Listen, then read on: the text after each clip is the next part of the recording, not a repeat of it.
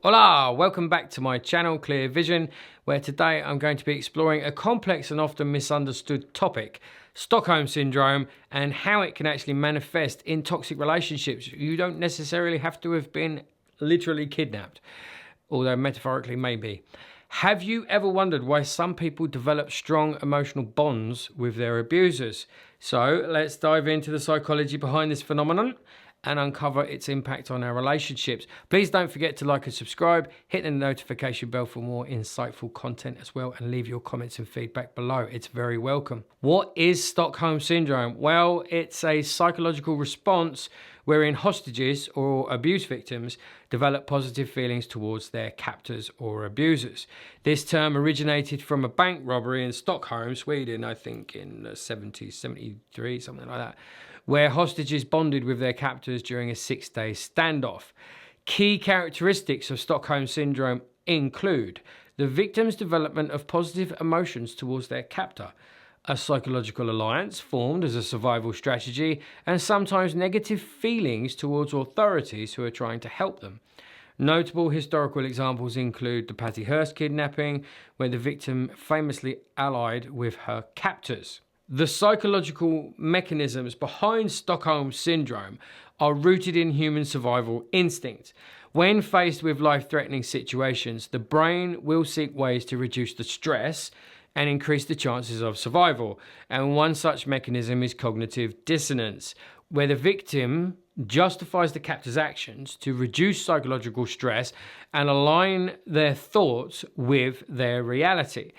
So intermittent reinforcement is another critical factor, which involves the captor occasionally showing kindness or compassion, which then creates a very powerful actually, emotional bond similar to the dynamic seen in trauma bonding. And this cycle of abuse and intermittent positive reinforcement confuses the victim's perception of their abuser, which then makes the bond stronger. Stockholm Syndrome in toxic relationships. So these dynamics of Stockholm Syndrome can closely resemble those found in abusive relationships. In both scenarios, there is often a power imbalance where the abuser will exert control over the victim, creating emotional dependence. And then abusers use manipulation tactics such as gaslighting, isolation, and intermittent reinforcement of positive behavior. Check out videos I've done on narcissists and manipulation to discover more. This intermittent reinforcement of positive behavior maintains control. So, for example, an abuser may well alternate between periods of affection and episodes of abuse, leading the victim to cling to the hope of change. These patterns are seen in case studies and therapeutic practices where victims of abusive relationships exhibit signs of emotional attachment and loyalty to their abusers, despite the harm that has been or is being inflicted upon them. The impact of Stockholm Syndrome on victims is pretty profound and long-lasting. Psychologically, victims may experience anxiety, depression, post-traumatic stress disorder, and the constant state of fear and confusion, which is eroding their self-esteem and self-worth, makes it difficult for them to see their value outside of the abusive relationship. That's that kind of, well, no one's going to want me other than this narcissist or this abuser. And this emotional dependence creates significant barriers to leaving the relationship, obviously, because victims often struggle with feelings of loyalty and love towards their abuser, maybe even feeling sorry for them, understanding them, having compassion for them. I know why they do it, because they were abused themselves. I can save them, all of that stuff. And this can be compounded by the fear of the unknown or of, in even more extreme circumstances, fear of retribution. Because it's Stockholm Syndrome in a nutshell is the captor, the abuser, becomes archetypally godlike. They can take love and they can give love. They can take life and they can give life. That's what it is. That's what you're working with. And when I say take life and give life, I mean literally in kind of kidnap situations, and it also in abusive relationships. And you can take that onto a metaphorical level. You know, I can make you feel alive. I can make you feel good.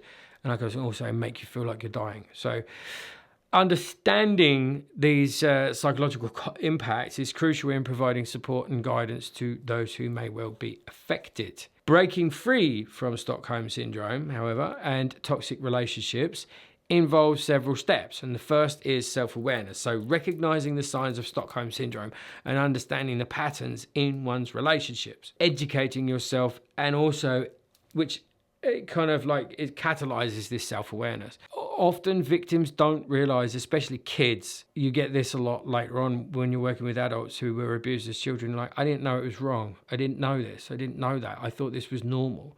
Or yeah, you know, if they had abusive parents where it was just their generation, you know, it's kind of gaslighting yourself. But also it's this kind of like, well, they love me and they're abusive to me, and so I grew up thinking that this was normal, and now I have compassion for them, and I look after them, and I have this relationship with them, and they continue to do the same thing.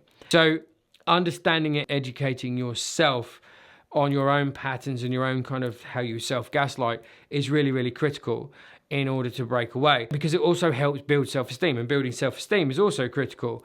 And this can be achieved through therapy, self-care practices, so going out in nature, doing yoga, mindfulness, routines, good sleep, good food, healthy lifestyle, and also giving yourself positive affirmations, acknowledging your achievements, your movement forward, even if it's small incremental steps, and also setting and maintaining healthy boundaries for yourself, learning to say no. There are so many ways to say no without directly saying no, and you know, often we don't do it through fear of conflict, fear of being seen as the villain, fear of rejection, fear of being the bad one, but there are many ways to do it.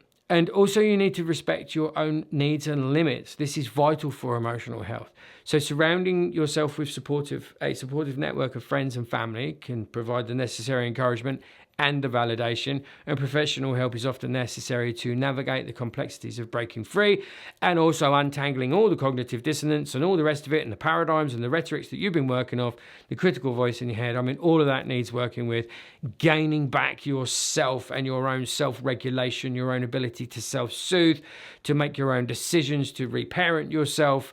All of those things can be helped within therapy. Then I'd say finally, creating a safety plan is crucial for those who are ready to leave an abusive relationship, which involves planning steps for a safe exit and the right way to exit, and identifying resources and support systems available. This is essential, you know, and I mean, like, let's take, for instance, a narcissistic relationship where you can end up experiencing Stockholm Syndrome. The quicker you leave, when they're not ready for you to leave because they haven't got a narcissistic supply set up to replace you, they're going to come forward really fast and come after you. So you have to plan your exit and how you're going to exit and the way you're going to be when you exit. And the same if it's domestic abuse, domestic violence, moving into all sorts of realms of that, of extremes. You know, it's going to a safe place. It's not revealing your location. It's actually having a support network when you get there. That's why there are things like men's refuge, women's refuge, things like that, relocation programs. And you have to adhere to certain rules, and you have to start again and change your identity and close down your social media and stuff in order to have this safe exit. So remember, recognizing Stockholm Syndrome and seeking help is a courageous step towards healing and freedom. And you know, all of us deserve to be in a relationship that is healthy, supportive, and loving. Thank you very much for watching. It was a very brief overview. I hope you got something from it. If you did, please hit the like button, please hit the subscribe button or share it. Please leave your comments and feedback and insights below. And as always, until I see you next time, please take very good care of yourselves. Adios.